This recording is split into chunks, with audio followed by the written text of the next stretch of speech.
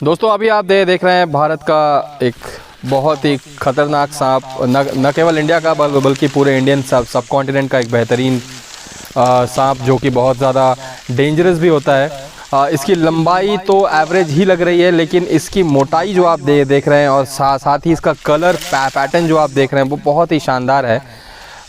जिस घर से इसको निकाला गया, घर के लोगों ने भी बहुत ही ज़्यादा समझदारी से काम लिया और इस साइज़ का वाइपर जो है वो कम ही देखने को मिलता है। लेकिन जब देखने को मिलता है तो ये पता चलता है कि जिस इलाके में ये रहते हैं खाने की अच्छी संख्या वहाँ पे है, मात्रा अच्छी है खाने की, जिसके कारण ये अपने हेल्थ के इस जो है दौर तक पहुँच पाता है। और अभी हमने इसको जंगल में रिलीज़ कर दिया है और जो सीन्स आप देख रहे हैं ये हमने एक सेफ़ डिस्टेंस से शूट किया है ताकि दर्शकों को इसका अच्छा व्यू भी मिल पाए और हम भी अपनी सेफ्टी का ख्याल रख पाएँ। जहाँ तक इसके बाइट का सवाल है दोस्तों, तो एशियन कॉन्टिनेंट में ये दूसरे नंबर पे आता है इंसानों की जान लेने के मामले में। तो क्या इसका बाइट ही सिर्फ मौत के लिए ज़िम्मेदार है या इंसानों का रवैया भी मौत के लिए ज़िम्मेदार है? तो जवाब है कि इसके बाइट से ज़्यादा बड़ा ज़िम्मेदार जो है वो इंसानों का रवैया है, क्योंकि किसी भी सांप के बाइट के बाद अभी भी एशियन और अफ्रीकन कॉन्टिनेंट में, देखा जाए तो ज़्यादा एशियन कॉन्टिनेंट में ही हॉस्पिटल्स को प्रेफर नहीं किया जाता, बहुत कम केसेस में ही प्रेफर किया जाता है और देसी दवाइयों को, झाड़ फूँक को ज़्यादा प्रेफरेंस दी जाती है। अभी आप देख रहे हैं ये सांप एक जगह पे रुक गया है या फिर धीरे धीरे देख परख के चल रहा है। ऐसा क्यों करते हैं सांप? तो ऐसा इसलिए करते हैं कि जब ये किसी नए इलाके में आते हैं तो नए इलाकों को इनको टेस्ट करना होता है, इनको चेक करना होता है कि ये इलाका कैसा है, शिकार कहाँ है, या ये इनके लिए सेफ़ है या नहीं। क्योंकि ये एपेक्स प्रेडेटर नहीं हैं, ये शिकारी भी हैं और शिकार भी, तो दोनों चीज़ों की जानकारी जो है इनको रखनी पड़ती है और ये जानकारी इनको प्रोवाइड कराता है इनका टंग। जी हाँ, सही सुना आपने, इनका टंग। आपने देखा है सांप का जो टंग है वो 2 भागों में डिवाइडेड होता है।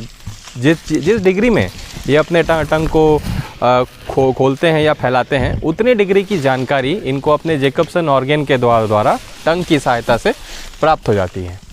और सांप ऑलमोस्ट जंगल में काफ़ी अंदर तक निकल गया है। अब हम आते हैं दूसरे टॉपिक पे जो कि है इसके फैंग्स। तो वाइपर्स जो हैं वो अपने फैंग्स के लिए पहचाने जाते ही हैं, ये आपको पता ही है। और भारत के सभी सांपों को अगर देखा जाए तो उनमें सबसे बड़े फैंग्स इसी सांप के होते हैं। काफ़ी बड़े इसके फैंग्स होते हैं। कई बार बाइट केसेस में देखा गया है कि 4 फैंग्स के मार्क्स जो हैं वो दिखे हैं। तो इस पे भी कई लोगों ने हमसे सवाल पूछा है कि फैंग्स के मार्क 2 से ज़्यादा कैसे दिख सकते हैं। तो वाइपर्स, चाहे कोई भी जहरीले सांप, जब उनके आगे वाले फैंग्स टूटते हैं तो उनकी जगह लेने के लिए पीछे वाले फैंग्स तैयार हो रहे होते हैं। वाइपर्स के फैंग क्योंकि बड़े होते हैं, इसलिए तैयार फैंग्स के पीछे जो अभी आने वाले फैंग्स हैं वो भी अच्छे खासे साइज़ के होते हैं। तो जब ये बाइट करते हैं तो कभी कभी चारों फैंग्स के मार्क्स भी आ जाते हैं। तो दोस्तों वाइपर को एक बहुत ही अच्छा बिल दिख गया और वो वहाँ चला गया। तो कुछ पॉइंट्स रह गए थे बात करने के लिए। अगले पॉइंट पे आते हैं। अगर बात करें इनके रिप्रोडक्शन की, कि ये अपने नए बच्चों को इस वर्ल्ड में कैसे लेके आते हैं, अंडों के माध्यम से या सीधे जन्म दे देते हैं? जी, हमने कई बार पहले भी बताया है, क्वेश्चन आंसर सीरीज़ में भी बताया और अलग से स्पेशल वाइपर की वीडियो में भी बताया। ये विविपेरी फॉलो करते हैं, मतलब कि बच्चे को डायरेक्ट जन्म देते हैं, या फिर आप ये कह सकते हैं इनका जो बच्चों का विकास है इनके पेट में होता है, वो पेट से सीधा बाहर आ जाते हैं। अंडे देने का कोई सीन होता नहीं है वाइपर्स में जनरली। और तभी क्या होता है कि ठंड के मौसम में ज़्यादा ये एक्टिव हो जाते हैं और रिप्रोडक्शन करते हैं। हालांकि क्लाइमेट चेंज की वजह से अब तो कंफर्म ये भी नहीं है कि कौन से महीने में इनका जी, हमने कई बार जो है इनका जोड़ा निकाला है समर्स में भी, तो कुछ कंफर्मेशन के साथ नहीं बताया जा सकता कि कब ये मेटिंग करते हैं। अगर बात की जाए इनके टेम्परामेंट की, तो आप क्या कहना चाहेंगे? ये एक ऐसा सांप है जो अपने टेम्परामेंट के लिए फेमस है। इससे ज़्यादा घुसेल सांप भी हैं, जी। लेकिन फिर भी हम देखते हैं कि लोग इससे ज़्यादा डरते हैं और इसके मौतों का आंकड़ा भी जो है 100 स्केल के बाद अगर देखा जाए तो दूसरे नंबर पे आता है।